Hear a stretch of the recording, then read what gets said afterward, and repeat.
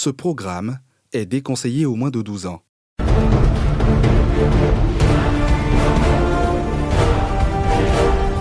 Ça a même cassé le crâne. L'objet étant pointu, a touché la cervelle.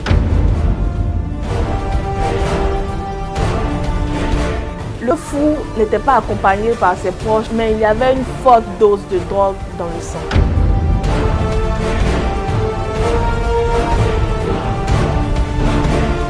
Travaille combien d'années? Tout d'un coup, on dit un fou. Franchement, les mots me manquent.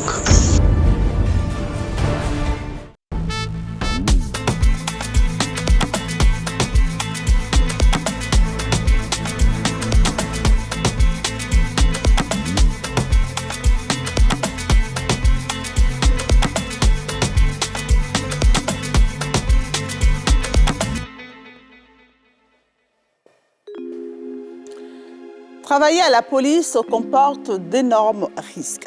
Les policiers, ces hommes vaillants et courageux, frôlent la mort chaque jour lors de leur service. Mais ce samedi 30 décembre 2023, l'adjudant Anoma Assis-Justin n'a pas que frôlé la mort. Il est passé de vie à trépas dans des conditions improbables. Il a été froidement abattu par un fou lors d'une mission de sécurisation à Thiébissou. C'est une affaire hors du commun, d'autant plus qu'il tentait de protéger ce fou d'un lynchage populaire. Comment expliquer une telle mort? Comment un adjudant de police armé en service avec 2 de ses collègues a-t-il pu être tué par un malade mental? Retour ce soir sur cette mort choquante qui continue d'alimenter les conversations dans la cité du Tchéwi.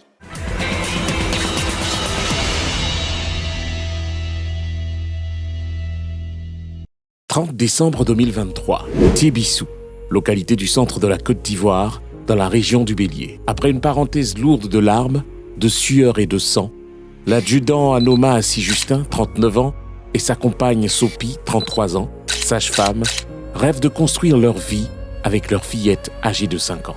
On s'est croisés quand j'étais encore à l'université. Il m'a aidé jusqu'à quand je suis rentré à l'UNFAS. Étant là-bas, documents, transport, tout, c'est lui qui faisait pour moi. Jusqu'à j'ai fini ma formation, il m'a affecté. C'est lui qui faisait tout pour moi. Après un stage à l'hôpital général de Thiébissou, Sophie, la compagne de l'adjudant Anoma, officie désormais à Gabiadji, dans la région de San Pedro, tandis que son compagnon est en service au commissariat de police de Thiébissou. Cela n'empêche pas le couple fusionnel de se retrouver chaque fin de mois et de se projeter dans l'avenir. On avait programmé la dot et le mariage. On peut dire vacances. Il a tout payé. À 39 ans, depuis le 20 décembre 2023, l'adjudant Anoma est un homme à la vie bien rangée, dont tous disent du bien.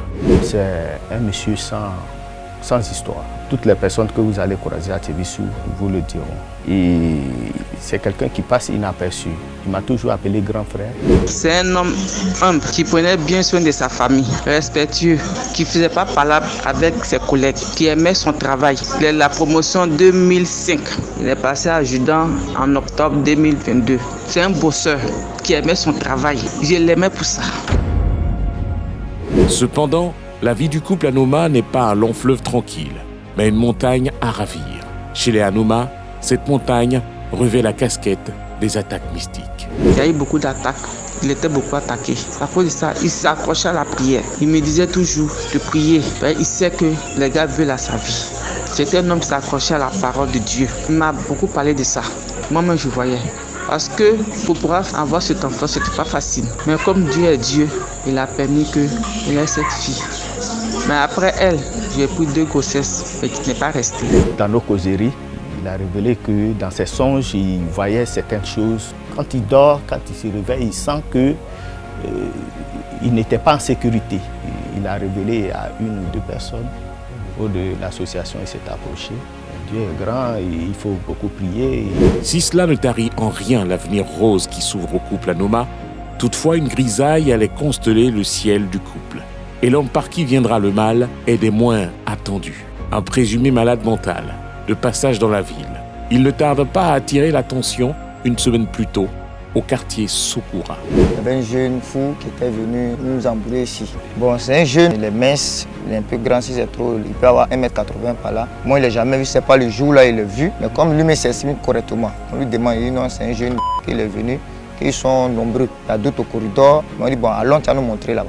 Il dit non, il avait porté 2 maillots avec un pantalon, puis il n'avait pas de chaussures. Environ de 2 h du matin comme ça, on l'a vu rentrer dans la cour. Ici, rentré, il le chasse, il me lapide avec des cailloux. Donc dans ça, maintenant, c'est mis à 3 maintenant pour l'attraper, pour le faire sortir. Même le jour là, il m'a mordu même. Samedi 23 décembre 2023, le présumé malade mental, dont nous ignorons l'identité, est aperçu dans les rues de la ville. C'était ma première fois de le voir. Je l'ai trouvé là matin à l'agence, je l'ai dépassé moi, mais je me suis dit, ah, ça c'est un nouveau, mais ce nouveau-là est propre. Pendant ce temps, l'adjudant Anoma et ses collègues policiers s'adonnent à leur séance de sport collectif. Comme à l'accoutumée, c'est l'adjudant Anoma qui donne le ton par des animations et autres chants.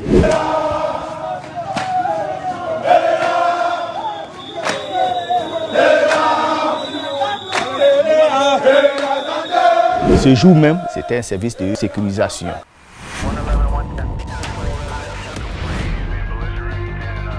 Et avant de monter, il a senti un coup de froid. Il allait même à la pharmacie pour acheter des cachets. C'est dans cette station-service sise à la gare routière de Tiebissou que l'adjudant Anoma et ses 2 collègues assurent leur mission de sécurisation. Sur son lieu de travail, l'adjudant Anoma prend rapidement les nouvelles de sa compagne et de sa fille qui vivent à Gabiadji, dans le sud-ouest du pays. Le 30, j'ai travaillé toute la journée du vendredi. J'étais de garde. Je suis descendu à 11 h. Ça appelait. Il dit, ah, je suis fatigué, je n'ai même pas dormi toute la nuit. Non, il m'a demandé, ah, est-ce que c'est à toi aller payer les habits des enfants? J'ai dit oui. Il m'a dit, le travail, la station. Comme d'habitude, il surveille la station. Donc on a posé jusqu'à la nuit. Il dit, ah, comme je n'ai pas dormi, je vais essayer de me coucher un peu. Donc c'est comme ça, on s'est dit au revoir, puis je suis allé me coucher. Sophie était loin de s'imaginer qu'elle venait de parler à son conjoint pour la toute dernière fois. La tranquillité de cette petite ville va soudainement être rompue en raison d'un fait aussi inattendu que terrifiant. Il est 19 h lorsque ce présumé malade mental rôde autour de la station-service que surveille l'adjudant Anoma et ses 2 collègues. Fou dit qu'il veut boire de l'eau. L'une de mes collègues lui a donné de l'eau. Je me dirigeais au bureau pour faire le point. Il me suivait encore. On l'a chassé. Il revient quelques temps après. Cette fois-ci, le vigileur voulait le chasser. Il dit que si le vigileur s'approche, il va lui faire mal. Il a même dit qu'il allait tuer quelqu'un. Il avait une barre de fer en main qu'il a lancée et a blessé le vigile. Voilà d'où est partie l'altercation. Il y a un fou que les jeunes poursuivaient. Que moi, c'était un voleur.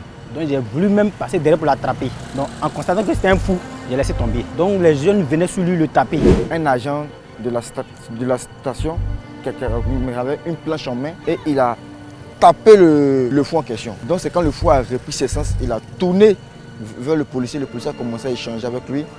Passe là, de là, le fou a repris encore la voie où il partait. Maintenant, il a dit au policier, quand on veut me tuer. Il a dit non, ils ne vont pas te tuer. Effectivement, il a écouté. Il a commencé à partir. Alors que l'adjudant Anoma avait réussi à rassurer le présumé malade mental, la tension monte d'un cran et les badauds sont décidés à administrer une sévère correction à ce dernier. C'est ainsi que le présumé malade mental reçoit un coup qui va décupler toute son animosité. Il y a un jeune qui est sorti de nulle part dans la foule avec une planche en main. Elle a enchaîné le fou sur sa tête. La planche s'est cassée. Le fou n'a pas cherché à comprendre. Il a repris le fait, il a commencé à foncer sur la foule. Bon, en partant face à face, le policier ne peut pas courir vite. Il a voulu reculer. Son talon a tapé le trottoir. Là. Il est tombé, le fou n'a pas cherché à comprendre. Il a enchaîné en même temps sur sa tête. Là, c'est le sang du policier, mais ils ont mis le sable, donc c'est le sang qui est devenu coagulé. Il a voulu s'échapper. Bon, grâce à Dieu, on a vu que lui c'était un fou, mais déjà il a déjà attaqué une autorité de la ville. Donc on ne pouvait pas le laisser. Notre devoir, c'était de le calmer. Bon, en voulant le calmer aussi, ça n'a pas été facile. Il voulait lutter avec nous. Bon, avec les amis, tous ensemble, on s'est arrangé, puis Dieu merci, bon, on a pu le maîtriser. Le présumé malade mental, neutralisé par la foule, les 2 policiers réussissent à ramener le calme et évacuent d'urgence leur collègue, l'adjudant Anoma, à l'hôpital général de Tiebissou. Mais le mal est profond. C'est un coup sur le côté, c'est au niveau du front, sur ce côté-là. Il a été fendu, bon, comme le coup est porté là, ça a même cassé le crâne. Donc comme ce sont les os qui se sont emboîtés, ça fait que non, au niveau du milieu du cou, ça s'est fendu. Mais l'objet étant pointu, c'est allé et ça a touché la cervelle. Le policier est arrivé mourant, voire même dans le coma. Et le présumé fou, quant à lui, a été battu. Tous les deux présentaient des traumatismes. Mais la réalité du plateau technique nous a contraints à les orienter vers le CHU de Boaké. Le présumé fou n'était pas accompagné par ses proches comme le policier. Du coup, c'était impossible pour nous de connaître son identité, encore moins ses antécédents. Mais il y avait une forte dose de drogue dans le sang. La nouvelle fut l'effet d'une bombe dans la ville, voire au-delà. Dimanche 31 décembre 2023, 5 heures. Sophie est réveillée en sursaut par un coup de fil. Un proche lui annonce l'accident sans fournir plus de détails. J'essaie son numéro, ça sonne en vert. On ne répond pas. J'essaie le numéro, même chose. Elle joint par téléphone sa voisine à Tibissou, qui n'est autre que la femme d'un collègue de son mari. Celle-ci lui confirme la triste nouvelle. C'est le coup de massue. Construire quelque chose avec une personne et puis brusquement, la personne vous quitte. Franchement, il n'y a pas de mots. Je me retire, je fais un effort pour mon enfant. Parce que si je ne suis pas forte pour elle, que je m'en vais, c'est pas bon. Elle est petite, maintenant elle a 5 ans. C'est pas facile de travailler combien d'années. Ou maintenant tu es prêt à réaliser, ça va pour toi. Tout d'un coup, on dit un fou. Franchement, les mots me manquent. L'association ethnique à laquelle appartient l'adjudant Anoma préparait une grande rencontre en vue de présenter les vœux de Nouvel An à leurs membres. Ce sera sans l'adjudant Anoma. Quelques jours plus tard, l'adjudant Anoma, qui a passé l'arme à gauche, regagne la ville de Tibissou. Le commissariat de police et toute la ville lui rendent les honneurs. Une veillée funèbre est organisée par les membres de sa communauté ethnique. Les autorités communales de Tibissou prennent des mesures préventives face à la prolifération des malades mentaux dans leur localité. Et la mairie, en complicité donc je dirais avec le commissariat et monsieur le préfet, ont décidé donc de transférer ces fous dans un centre à Boaké. Pour les fous d'origine venant de Tibissou, donc, nous avons contacté les parents pour qu'ils s'en occupent. Et pour tous ceux qui viennent d'ailleurs et qui ont été déversés dans notre ville ou qui sont venus d'eux-mêmes, en tout cas, nous entendons dans ces 2 jours les transférer dans un asile à Boaké. Le mystère reste entier, tout de même, sur cette mort mystérieuse de l'adjudant Anoma, en mission avec ses 2 collègues. Mais il faut aller au fond pour voir ce qui s'est réellement passé. On ne peut pas aller en mission à 3, sachant que l'autre a été d'être tué. Lui-même qui a dit non, ne le tuez pas, laissez-le les frapper. C'est lui qu'on tue. Et les 2 autres sont allés où?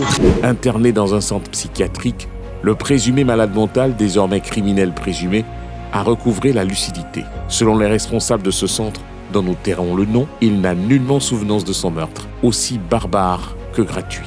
Seul un psychiatre pourrait le déclarer comme malade mental ou personne agissant sous l'effet de stupéfiants. A-t-il agi volontairement ou était-il sous l'emprise de forces paranormales? Samedi 20 janvier 2024, l'adjudant Anoma Assis Justin est conduit à sa dernière demeure dans son village natal à Boudépé, dans la sous-préfecture d'Aigou, région de Lamé. Sophie, sa compagne, qui a perdu son grand amour, est inconsolable. Son cœur saigne. Elle continue de pleurer son Anoma, parti dans la fleur de l'âge, sans avoir joui de sa promotion. L'adjudant Anoma Assis Justin emporte avec lui son humilité, son grand cœur et son dévouement au travail. Un travail qu'il a aimé au prix de sa vie. Il est tombé au champ d'honneur, mort en treillis. Bonsoir.